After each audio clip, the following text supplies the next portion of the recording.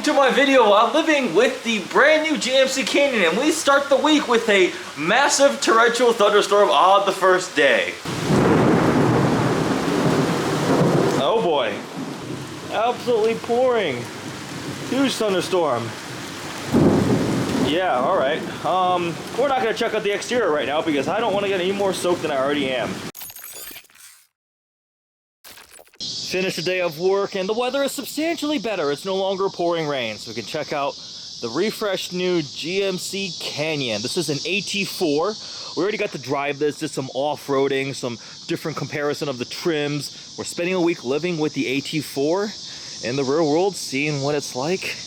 With that, it is time to head home. Let's see, let's show the startup animation. Yeah, there we go. So the large infotainment screen there, the digital cluster screen. It goes into the GMC logo. There we go. Windshield wipers still on from earlier today.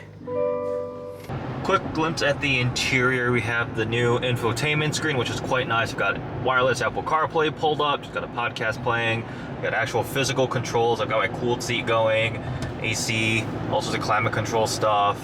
And then we have a little digital cluster here. It is not the full width, so it's a rectangle. It doesn't fill the entire cluster here, which I kind of wish it did, but it's pretty nice. Got lots of different information. You can reconfigure it.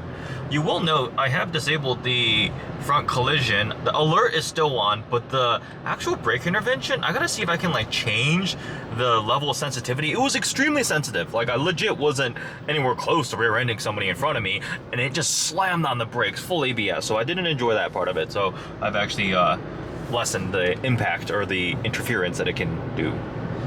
Nice sunset. End of the day, I am exhausted, so we're gonna take it easy tonight. Do a little bit of work, pick this back up tomorrow. Looks like we got some more rain last night, but the weather seems nice this morning, cooled down a bit. The AT4 is a little bit damp, the new Canyon. This red looks really nice. Seems to be like one of GMC's preferred colors. I think the AT4X launched in this similar red, but this one here is just the regular Canyon AT4. Off-road focused, but not quite as capable as the AT4X. Looking around back, we've got the big GMC logo, the Canyon lettering, AT4 badge there. Ooh, some water coming off. I will be using the truck as a truck later today. I gotta transport some wheels and tires. There we go. The little integrated side step here too. A bit of a suspension lift, which actually you can feel stepping in, right? There's no side steps on this one as configured, so step up and in. And go ahead, start up that turbo 4-cylinder. They have like this DRL signature that cuts through the front bumper, and you see the elements of how this cuts in with some of the other GM family trucks. And the fenders themselves are really aggressive, really pops out, and then it drops in here to the body side. We do have an AT4 badge there, and you see how it kind of flares out again. Another marker light here. This is a requirement, like cars have to have the side indicators or said markers, but it also helps you see and place the edges of your truck if you're off-roading, if you're towing. So apparently that was feedback from like the heavy-duty trucks that now has cascaded as a both legal requirement and like a design feature. So I think that's cool. Usually I think they go into like headlights and or bumpers. Like if you look at my Mustang here, that's in the headlight. All right, time to use the Canyon as a truck because I have a set of Corvette wheels and tires I have to load up. I've got wheel covers in here, and into the bed they go. And these are huge. These are the Z06 ones, so like 345s out back. We've got this stack of Cup 2Rs, and they're gonna go into the back of the Canyon. We've got these wheel covers, protect the wheels a little bit, or the whole thing. Wrap them up and load them up. These tires are so hilariously massive, like hand for scale, 345s, 21s. That was a good little mini workout after my full workout. This little side step was definitely useful. Grab right here, jump up in, loaded 4 decent sized wheels and tires in here, so this does definitely have usable sized bed, even though this is a smaller pickup truck. So 21-inch, 21-inch, 345s, I think they're 275 20s up front. Definitely useful. Look at me using a pickup truck as a pickup truck. So useful. And then you can come down off the step here too. Convenient. Go ahead and close up and head home. All right, some thoughts on the GMC Canyon after a couple days living with it in the real world. I did get to drive the all-new Canyon when it first came out across the different trims. The base truck, we tried out the Denali, the AT4, and then AT4X. The lower tier trims were more on the road, a bit of like gravel climbing up a mountain. Moderate hardcore off-roading, and the AT4X to experience that, the really top tier, the newest one for the new Canyon, right? The AT4X, more capable than this AT4. And they were nice, but now spending a week living with it, what has it been like? I've been using it as daily driver, getting around, and it's definitely been nice. I like the way it looks, premium, a bit more upscale than the Colorado, which I've also spent time with. Interior definitely has some nicer touches. This is an AT4 trim, so leather, some carbon look to it too. Seems to be pretty good quality. I like the new infotainment screen, right? I've been pretty much running wireless CarPlay the entire time with a wireless phone charger down here. It's been a very hot week too, so the cooled seat's been running. Remote start, let the truck warm down. That's been great. The 2.7-liter turbocharged four-cylinder makes solid torque, 430 pound-feet of torque, 310 horsepower, and that's the only engine option available across the entire lineup. I think a diesel would be nice, especially in this size vehicle, but it's no longer available anymore, so it's been fine. It's just a big four-cylinder that pretty much stays out of your way.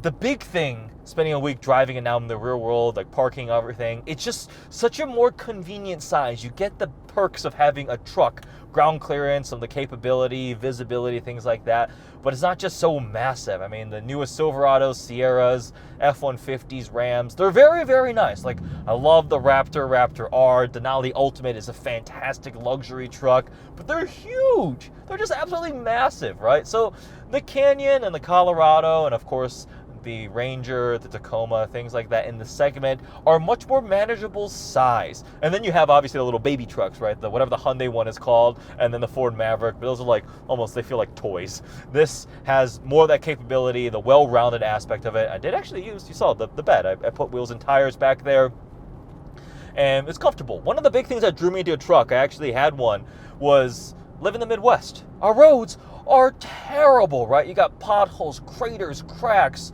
It's just not nice to drive on. So a bit more of that ground clearance, the suspension, and really the wheels and tires, more sidewall, drew me to the all-roundedness of a truck.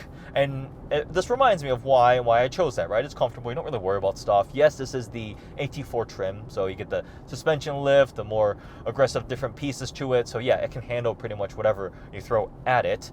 I think if I were to actually be shopping for a Canyon, I would likely go for the Denali trim because I do like the more luxury-leaning premium side of things. And this already is a step up from the Colorado, which is pretty nice too. There's a lot of similarities you can see in feel between the two of them, not only from the chassis and the powertrain, right? They are siblings, but hard touch points and things like that. But GMC obviously will segment itself a bit more. I think it looks nicer. I do like the styling. This red paint is very nice. Some complaints.